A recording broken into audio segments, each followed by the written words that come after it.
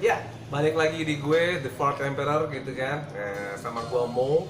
Nah, kali ini gue pengen ngebahas sesuatu eh, tentang musik juga ada, tapi juga kita mau ngebahas sesuatu tentang yang namanya gimbal. Banyak kan stigma masyarakat tuh kalau gimbal tuh udah apa ya? Kutuan lah, bau lah, kumuh lah, segala macem kan. Nah, daripada sekedar asal-asalan, gue bawa aja narasumbernya langsung, ya nggak? Nah, agak-agak magic dikit nih ya.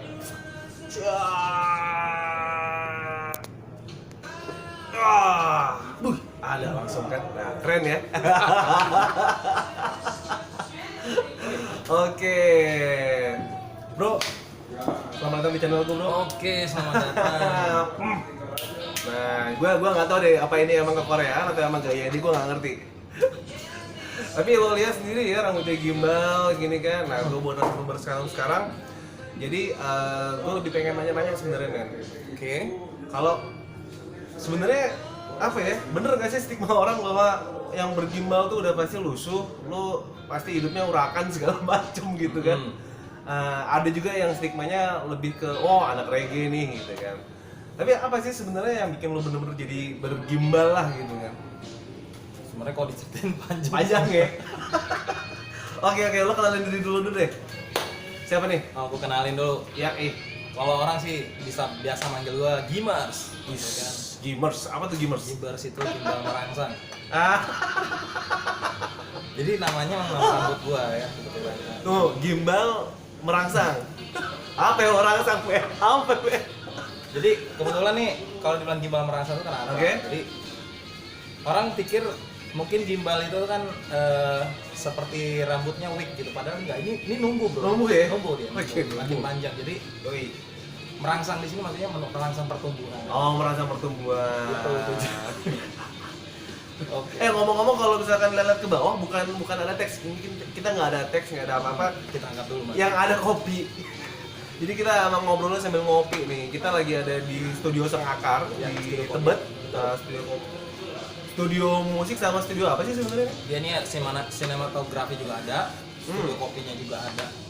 Ya pokoknya kebetulan ini kan ada sanggarnya itu dibangun buat teman-teman yang mungkin senang berkreasi. Jadi kalau di sini bisa dibilang tempat nongkrong kita lah. Ya, Studio kopi Sangakar. ya pertama kali gue kesini juga sebenarnya emang gara-gara kok kayaknya seniman banget ya. Asik. Ini makanya gue kesini gitu kan. Nah, suatu ketika gue ketemu sama dia dan cukup unik loh kalau menurut gue karena apa ya? Ternyata stigma tadi kumuh apa segala macam itu enggak. Dan gue ngobrol sama dia punya wawasan luas. Dan lo juga sebenarnya seorang sarjana dan dulu pernah ada di salah satu broker ya, Ya. bagian finance loh sebenarnya gitu kan. Itu dulu, tapi udah ditinggalin. Nah sekarang dia menjadi seorang apa nih? Musisi lah. Musisi ya. Tapi sebelum kita ngomong masalah musisi, apa ini yang kira-kira membuat lo menjadi seorang gimbal? Mungkin ceritanya kalau bermulanya sih itu di tahun 2011 lah ya. 2011, oke.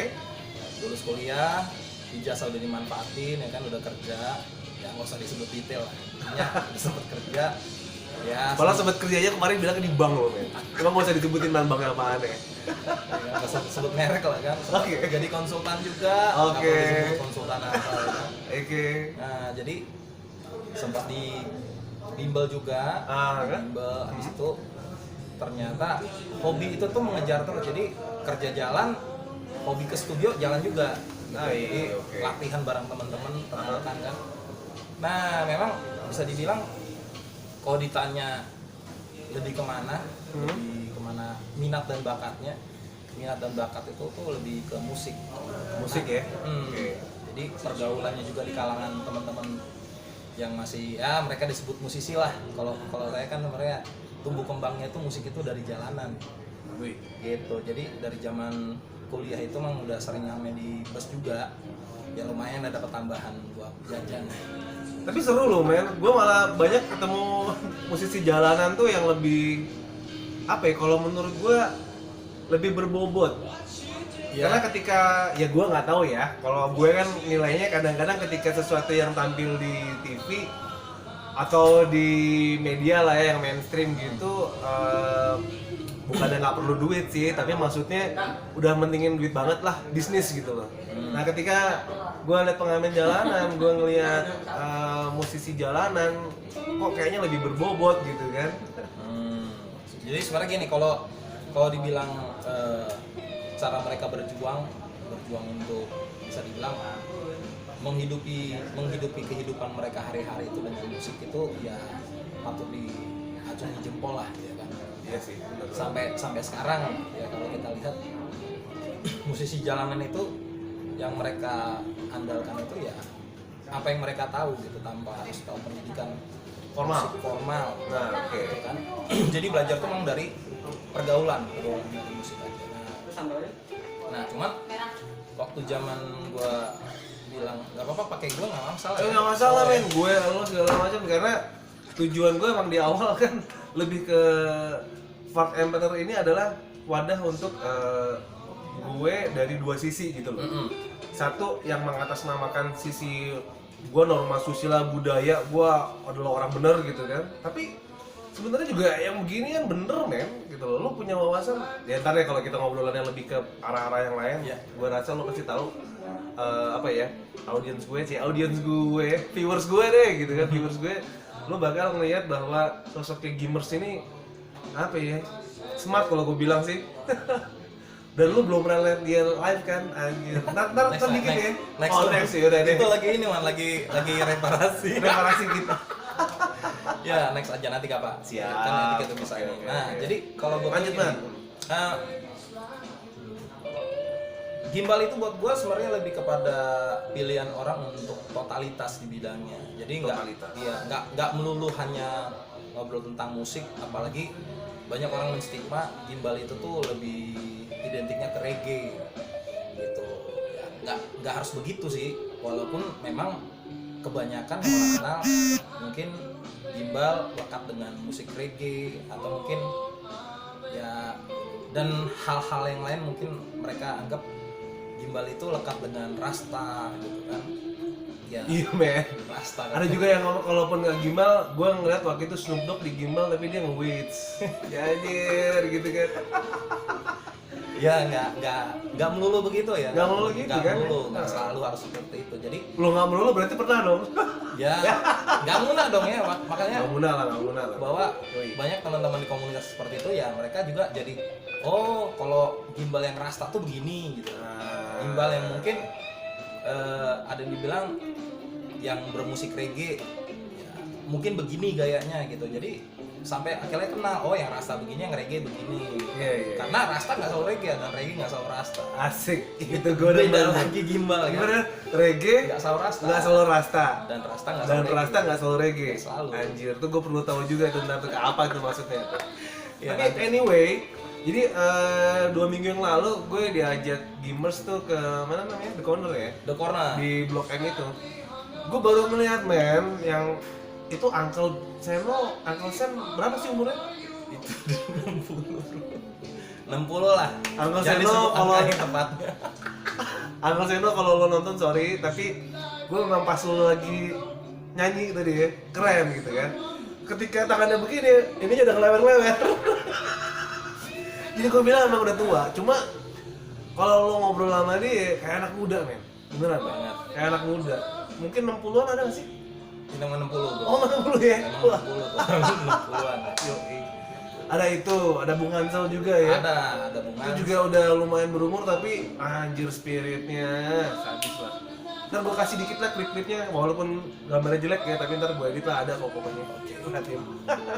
Oke, jadi itu ya, itu jalan-jalan hidup. Terus kemudian kalau mau agak lebih dalam dikit nih men. Jadi lo ninggalin dunia perbankan, dunia apa tadi? Karyawan lah. Iya, dunia karyawan segala macam, kemudian di sisi ini maaf nih ya, kalau yang sering gue temuin tuh hijrah, Ya. gue mau meninggalkan riba, gue mau ini, gue mau usaha gitu. Nah lu ya gue bilang hijrah juga, tapi hijrahnya ke musik gitu Ya, ya. benar. Kemudian mendalami suatu kehidupan rasta atau reggae atau gimana sebenarnya kehidupan lebih rasta. lebih tepatnya sih bukan kehidupan reggae atau rasta. Memang gimbal itu tuh Lebih tepatnya ya gue senangnya di Indonesia ada kata begini tuh gimbal, jadi lebih tepatnya gue bilang hidup dengan style hidup gimbal. Oke. Nah, gitu. Jadi kalau misalkan ada orang bilang gimbalnya rasta, yaitu ada. Kalau ada bilang gimbalnya reggae, ada. Tapi setidaknya kedua-duanya pernah ketemu sama komunitas itu. Oke. Tapi kalau dibilang gua gimbalnya rasta atau reggae, ya enggak juga. Enggak juga. Tapi kalau kenal sama rekan-rekan yang di sana ya sangat kenal lah. Nah, kenal. Gitu, karena ada sejarahnya, bro. Kenapa gimbal itu tuh dikenal juga di Indonesia. Oh, gimana? Ada ceritanya. Jadi Betul. cerita. Nah, jadi kalau untuk di Indonesia sendiri, gimbal itu tuh ada beberapa tempat. Kalau di Pulau Jawa sendiri tuh ada di Dieng ya. Kalau di Dieng Oh itu, iya benar, gue pernah dengar ceritanya itu. Nah, di Dieng itu tuh mereka jadi emang terlahir dengan rambut gimbal. Oke. Gitu, terlahir dengan rambut gimbal. Jadi mereka tuh memang bisa dibilang spesial, bro. Spesialnya kenapa? Mereka tuh nggak bisa disamakan dengan anak-anak yang lahir yang dengan kebanyakan lah. Iya, ya, rambutnya normal lah, Rambutnya gitu kan. normal. Tapi Jadi memang dari lahir ada gimbalnya betul nih. Ya? sekali. Dari lahir udah gimbal, dan kalaupun mereka kalau untuk mau melepas gimbalnya itu mahal banget, bro. Oh ya? Mahal. Kenapa mahal? Bukan itu uang. Jadi mereka tuh harus, kalau di budaya Jawa ya, mereka tuh diruat dulu lah, selamatan Ruat, dulu. selamatan dulu ya? Benar, ya bahasanya selamatan dulu. Nah, dan itu makan biaya. Sebenarnya kalau dihitung biaya besar. Tapi kan di sini kita bukan hitung dari uangnya, tapi bagaimana orang tuanya itu harus berkorban buat permintaan anaknya. Dan itu harus say yes, bro. Iya kan, tadi gue bilang apa kan, orang gimbal kesana kayak nggak ngerti apa-apa, edukasi ini wawasannya tinggi loh. Gue juga baru tahu malah kalau ada kayak gitu. Gimbal Dieng sama kalau nggak salah suku Tengger juga ada ya? Yang Ada. Bromo ya? Ada di Bromo, Dieng, ah. bahkan di beberapa bagian Indonesia itu ada, di timur juga ada, ya kan. Ada orang Papua memang rambutnya udah begitu gitu. Oh, Papua juga ada juga. Lagi ya. Oh, tapi cara ritual dia untuk masalah bergimbalannya beda lagi nih. Berbeda. Makanya kalau kita ngobrol gimbal itu luas banget. Tapi memang kalau di Indonesia lekatnya dengan itu yang tadi dibilang musik reggae dan gaya rasta. Oh iya. Nice Ya. man. Tinggal belum doang nih nyanyinya nih belum ya. Oke. Next lah ya. Bentar. Kalau kan bisa nanti Yalah, diselipin lah ya. Bisa diselipin beberapa kali dalam arti kata kita kan perlu juga dari sisi orang gimbal ternyata memang nggak harus identik dengan apa ya apa weeds tuh ganja maksudnya gitu Ya. kan nggak identik dengan begituan, bahkan keluarga gue, anak gue sendiri juga nih bisa dengerin nadanya, bisa belajar musik juga bisa gitu kan ya, sharing tentang kehidupan pun juga ayo gitu kan. Nah tapi ya itu tadi sesuai dengan video-video pertama gue selalu bilang tolong kalau mau dengerin video gue yang lain, nah copot dulu norma-norma agama, sosial dan budaya. Setelah nonton lo pasang lagi nggak masalah deh. Karena gue pengen cuma memperlihatkan dari sisi praktisinya. Jadi bagaimana supaya kita nggak gampang menjudge atau menilai orang dari sisi luarnya aja gitu. Kayak tadi kan sebenarnya itu tadi wawasan gimbal ada di mana tadi Dieng ya? Di Dieng. Iya itu kan gue juga baru tahu tuh. Terus gimana men? Tapi lu kalau istilahnya bener nggak sih ngamen atau Ngamen. ngamen ya? Mendingan ngamen, Jon. Oh mendingan Emang oke. gue musisi jalan. Yaudah. Bukan karena gue ikut institusi musik tertentu. Ah iya iya. Kalau nggak tahu lu pernah waktu itu ada yang mau diajakin nggak jadi tadi gimana? Kalau ngamen tuh, bro, sebenarnya buat gua sebagai musisi jalanan tuh kan ada beberapa pilihan, misalkan mau cuman sekedar untuk bernyanyi menghibur orang atau mau bikin produk karya gitu kan. Nah, kedua-duanya gue pernah jalanin. Ah oke. Gitu. Jadi kalau misalkan dibilang sebagai musisi yang bermusik, banyak orang tuh berpikir gini, apakah musik itu hanya sekedar berkarya? Enggak juga. Ada juga memang mereka bermusik untuk menghibur, entertain gitu kan, menghibur orang. Jadi dua-duanya pernah gue jalanin, dan sampai saat ini kalau dibilang dua-duanya cukup menantang, masih sangat menantang. Enaknya kenapa? Karena kehidupan musisi itu nggak dibatasi sama usia. Beda kalau misalkan gue kalau ngikutin gaya hidup gue yang dulu yang karyawan, ya umur tertentu gue harus pensiun dong, ya kan? Mau namanya rambut nggak bisa begini juga. Nggak bisa, nggak boleh. Masa tentara gimbal man, bapak lo soldier man. Kayak gaya. Soldier. Iya, bapak lo soldier man. Kayak Bob Marley kan. Padahal enggak lah. Itu zaman dulu boleh mungkin tentara bayaran dari Afrika. Iya. Ngomong-ngomong tadi gue seneng tuh lo nyebutin Bob Marley ya. Orang kan taunya Bob Marley itu hanya sebagai seorang pencipta lagu No Woman No Cry gitu kan. Nah, tapi kalau misalkan boleh nggak sih lo sharing yang sepengetahuan lo nih, kira-kira hidupnya Bob Marley itu apa sih yang kira-kira banyak gak diketahui orang deh? Bukan cuma sekedar pencipta lagu gitu, tapi apakah ada filosofi yang menarik dari Bob Marley? Apakah dia punya sesuatu yang orang nggak sadar zaman itu, tapi sekarang ternyata apa yang dibilang sama Bob Marley itu, ternyata bener ngomongan dia nih gitu loh. Kalau Bob Marley itu bisa dibilang itu bukan Tuhan kan ya, bukan. Oke, figur lah ya gitu. Iya, figur. Jadi kalau di musik reggae mungkin dia Tuhan di musik reggae. Tuhan musik reggae oke lah. Kalau yang di situ ya wilayah karena dia kasih influence tuh besar banget gitu. Jadi dewa musik lah, dewa musik reggae dia gitu. Nah, tapi memang kalau yang kita perhatikan nggak melulu untuk Bob Marley figur itu hanya berbicara tentang musik atau Rastafariannya, tapi kita lihat bagaimana dia punya pergerakan atau movement. Nah, itu pernah yang berkesan buat gue ya waktu mengikuti biografi dia, baik dari video karena kan dia meninggal aja bro, itu gue belum lahir. Iya itu deh. Jadi kita cuma tahu dari biografinya doang ya. Gue cuma bisa lihat dari video biografi atau baca buku. Apa yang paling menarik dari yang lo baca, tonton biografinya dan lo ambil buat kehidupan lo? Movement yang gue lihat orang kayak dia itu bernyali man. Bernyalinya itu ternyata dia hanya menggunakan semua kemampuan dia bermusik dan juga apa yang dia percaya. Dia sanggup membuat konser di tengah-tengah perang saudara di Jamaika. Oh, waktu itu Jamaika lagi perang saudara. Dan dia bisa bikin konser musik di tengah-tengah perang. Gitu. Kalau misalkan nyalinya gede bukan gede lagi bro. Gua kalau cerita gini merindingnya karena kalau gua disuruh kayak dia juga mungkin ogah kan. Ya bilang gua yang disuruh bangun panggungnya juga mikir. Iya. Jadi gue lanjutin ceritanya. Jadi ceritanya itu dia tetap mengadakan konser itu walaupun dua pihak dari negara bagian ini yang di Jamaika ini, dua jenderal besarnya lah itu udah siap perang, siap tempur, siap angkat senjata. Nah, dengan semua lagu-lagu yang dia bawakan itu tentang perdamaian ya. Perdamaian maksudnya kalau perang itu boleh, tapi yang pertama yang diperangin itu tuh diri sendiri sebenarnya. Nah, itu pesannya dia tuh. Gitu. Kalau misalnya perangin diri sendiri. Jadi bisa dibilang cara dia menyampaikannya itu dengan lagu, akhirnya kedua jenderal dan tentara yang harusnya tadi bertempur tuh bisa jadi ikut di konsernya dia. Gila. Kayaknya gue emang harus lihat biografinya Bob Marley nih. Gue nyari di YouTube dia gue itu gila. Oke, jadi dari situ gue bilang gini,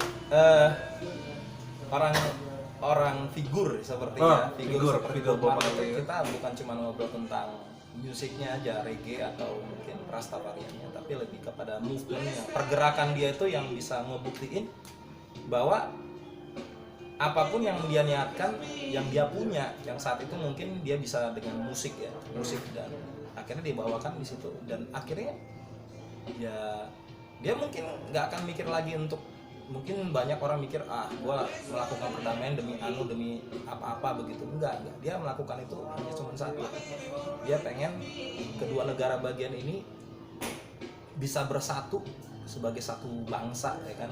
Kan bangsa Jamaika itu buangan sebenarnya, buangan dari Afrika dari situ, dan Amerika Latin juga ya. Betul, di tengah-tengah perang dingin loh, waktu itu perang dingin antara Amerika dan Rusia, panjang sebenarnya kalau diceritain. Banyak banget. Segmennya udah kehabisan ntar. Tapi nanti deh, kalau mau detailnya bisa nanti kita obrolin khusus itu, bikin segmen sendiri. Ya udah. Oke lah, sementara kayaknya cukup itu dulu men ya. Jadi segmen ini tentang kenapa jadi gimbal, kenapa memutuskan untuk seperti itu.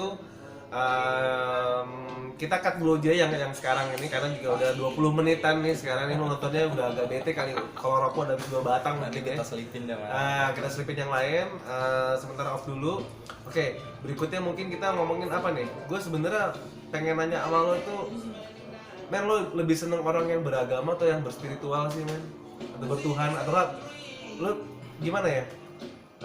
Antara bertuhan sama beragama? Soalnya gimana? Jangan dijawab, tar dulu, jangan dijawab nanti segmen yang berikutnya, oke? Ya, oke.